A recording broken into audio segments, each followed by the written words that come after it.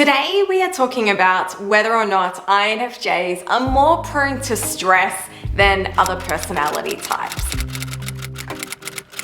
I don't know, maybe because I'm an INFJ, I think this, but I feel like maybe we are. We are prone to becoming more stressed out than potentially other people. More importantly though, I want to talk about how we can actually overcome the stress that as INFJs we may face, including some methods that you could use that you might not have even known about. Now, lately, I personally have been so stressed out. There have been a lot of things happening, not even necessarily bad things, just busy. Life has just been busy. And when life gets busy, as an INFJ, I feel really overwhelmed by this, and then this stresses me out. And I feel that stress in my body, and then when I feel that stress in my body, my mind gets stressed out, and it just becomes this perpetual cycle. And that's why I wanted to talk about stress for INFJs with you today, because I feel like this is the time of year when life gets busier and busier and busier, which can cause us to get more and more stressed. Firstly, welcome to my channel. I'm Sam and I'm an INFJ who provides online counselling to INFJs, introverts, empaths and neurodivergent people. And on this channel, we talk all things INFJs, introverts, therapy reactions. And so if that sounds like this is your cup of tea, then please subscribe to my channel. The more people that subscribe to my channel, the more that YouTube will push this out and help other people. Before we talk about how, as INFJs, we can overcome stress, let's talk about why INFJs might be more prone to stress. Why I think we might be more prone to stress. Of course, I want to hear from you as well. So please add your thoughts in the comments and let's have a discussion about this. Okay, the first reason is INFJs. We are deep thinkers. We like to deep dive in a pool of emotions and thoughts. We're always analyzing, reflecting, and trying to make sense of the world and our place in it. This intense introspection can sometimes feel like we're swimming in a sea of stress. Second reason is perfectionism. As INFJs, we have a high bar for ourselves and other people. We want things to be just right, which can make us be our own harshest critics. At least for me, it can be. When things don't go as planned and meet our standards, stress can creep in. I often tell my husband that my boss is being really mean to me today and she is pushing me to do all of this work. And in case you didn't know, I am that boss. I'm my own boss. 3, overloading with empathy. Now, we are natural empaths, always picking up on other people's feelings, which is really beautiful, right? It's like we're walking around with an emotional sponge, soaking up everyone's vibes. While our empathy is a superpower, it can also mean we're carrying a lot of emotional baggage, which can get pretty stressful. 4, the need for solitude. INFJs recharge by spending time alone.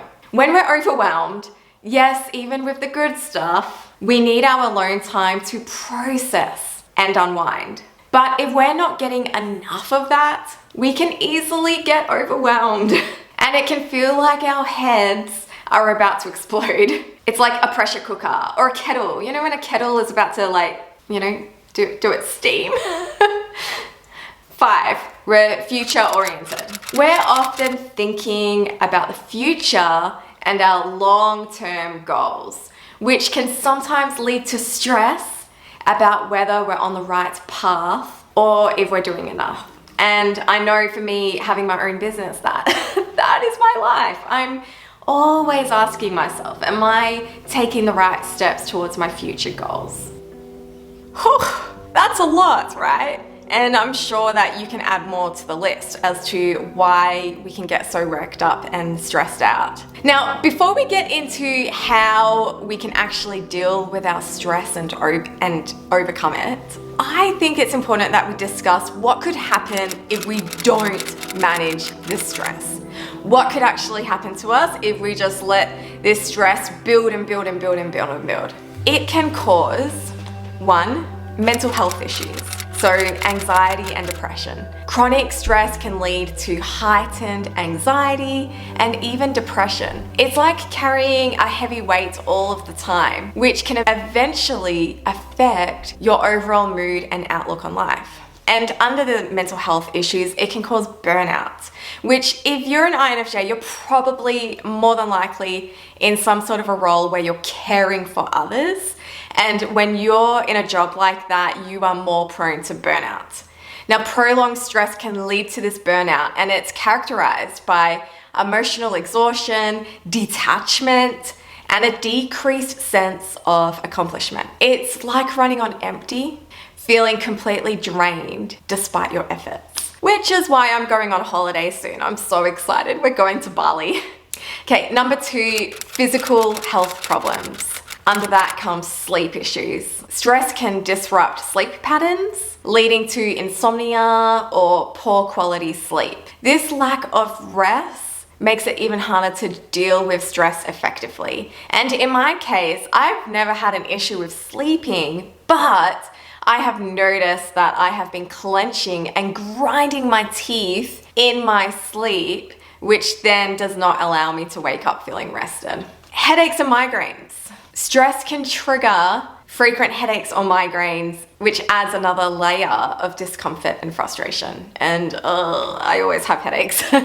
Digestive problems. Chronic stress can cause digestive issues like stomach aches, indigestion, IBS. It's like your gut is reacting to every stressful thought. A weakened immune system. Long-term stress can suppress your immune system, making you more likely to get sick.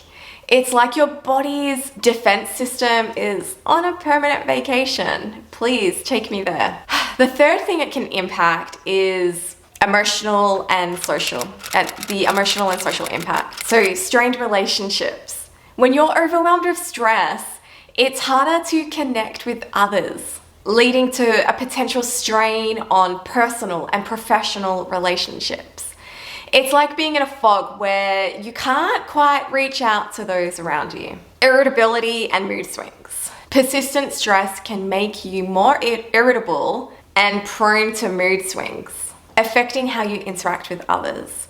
It's like your emotional balance is on a tight rope. Okay, and number 4 is cognitive effects. So that's impaired concentration. High levels of stress can lead to difficulty focusing and reduced cognitive functions. It's like trying to think clearly through a mental haze. We have memory issues. Chronic stress can impair your memory and make it harder to retain information. It's like your brain's filing system is in disarray. And number 5 is physical health risks. So heart issues. Long-term stress can contribute to cardiovascular problems, including high blood pressure and an increased risk of heart disease. It's like your heart is under constant strain. And it can also cause weight changes. Stress can then lead to unhealthy eating habits, resulting in either weight gain or weight loss. It's like your eating patterns are on a roller coaster ride. Whew. Okay, so I'm pretty sure that no one wants that. I'm pretty sure that if you're here, you don't want that. You don't want stress to overcome your life in that way and impact you in such serious ways to the point that it can deteriorate your health. So what can we do then? How can we handle our stress? Now, some of these ideas I'm going to share you might have heard of before, but please don't click away because I will be sharing some other things that are a little left field and new. And then at the very end, we are going to be doing an exercise together to quickly help de-stress you right now, here in this moment. So how can INFJs best handle stress? INFJs usually deal with stress by retreating to their safe space, finding solace in their thoughts, and sometimes indulging in creative outlets. They might write, create art, or simply go for a long walk just to clear their mind. Now, tips for INFJs to manage stress. 1. Scheduled downtime. Now, make sure to plan regular breaks to recharge. I have to remind myself to do this all of the time because I could be in constant busy mode if I let myself be. Ugh. It's not just about the quantity of alone time, but the quality too. I love sitting down at the beach, sitting on the rocks at the beach with meditation music on and just watching the waves. And I need to tell myself to do this more because those 5 minutes at the beach is incredibly beneficial. 2, set realistic goals. Instead of aiming for perfection, try setting more attainable goals. Remember, good enough is often, well, good enough. 3, express yourself. Channel that deep emotional world into something creative. Journaling, painting, or even talking it out with a close friend can help. Or perhaps you might even want to try therapy with myself or with somebody else. Now, you'd be surprised at how effective and powerful therapy can be for an INFJ to just be able to offload onto someone else who is truly listening to you. I can see people worldwide except the US and Canada, unfortunately. Ooh. 4, boundaries. We talk about boundaries all the time, don't we? It's okay to say no. You don't have to take on every emotional load from others. You need to set boundaries to protect your peace. Okay, 5 is somatic work. I've just started some new training in complex trauma, so CPTSD, and using body somatic work to help heal from this trauma. Now, some of the things that you could do to move your body is to dance around. You've seen me dancing. I can't dance, but I still dance because it feels good and it gets my energy moving and it shifts me from one state into a more joyful place. Exercise, and something that I learned in this training is shaking, actually shaking. And what can happen when someone goes through a traumatic event, let's just say a car accident, their body might naturally begin to shake. But with our society, we often try and stop these reactions from happening. But doing something like shaking, purposefully shaking, it helps to get all of that stress and overwhelm out of your system so that you can then calm yourself down. 6 is CBD oil. I don't know where you are in the world, so I don't know what your legalities are, but in Australia, you can get prescription CBD oil, which is actually super effective for those who are going through anxiety and stress. Of course, you need to go through your doctor to do that. Number 7 is hot magnesium baths. This is something that I've been doing more recently when I felt my body was just in overdrive and I couldn't calm the nervous system down. Every night I would pour 2 cups worth of magnesium salts into my hot bath and I would just soak in it and just relax, and the magnesium can take away pain and it's very soothing on the body. Number 8 is acupuncture. So acupuncture, look into it. It's incredible. I've been having sessions on acupuncture lately to also help calm my body down. But it basically, calms the nervous system, calms the body. It releases the feel-good hormones and it helps to reset and rebalance you. Number 9 is Rescue Remedy, which is flower essences. I got some just at my local pharmacy, and you just put a couple of drops on your tongue or in your water, and it's all natural, and it just can help calm you down when you're feeling that overwhelm and anxiousness. Number 10 is a weighted blanket.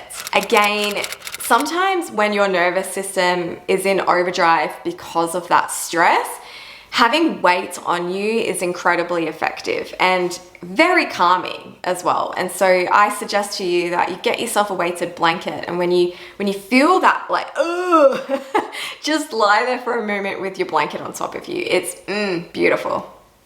And 11, last but not least, is breathing. Now there are lots of different breathing techniques you can try. I have always known the power and how effective breathing is, but it wasn't until I had whooping cough a few months ago and my breathing became really affected. So over the last few months, I've had a lot of breathlessness and it's been very difficult for me to breathe, to be honest. So that then contributed to the feeling of stress in my body and the feeling of anxiety because I wasn't able to get those deep breaths in, and I had to do a lot of body work with my osteopath and my acupuncturist, and it's only been in the last few days that I actually feel like I can take a deep breath. And so now I am so grateful for the breath, for the life that breath gives, and how effective it is in reducing your stress levels in your body. So today, my friends, I just want to do one quick breathing technique with you that I would do in counseling sessions or that I do on my own. And all we're going to do is we're just going to relax firstly, and together we are going to breathe in for 4 seconds. So inhale on 4, and then we're going to exhale on 4, and we are going to do that 4 times together. Okay, let's do it.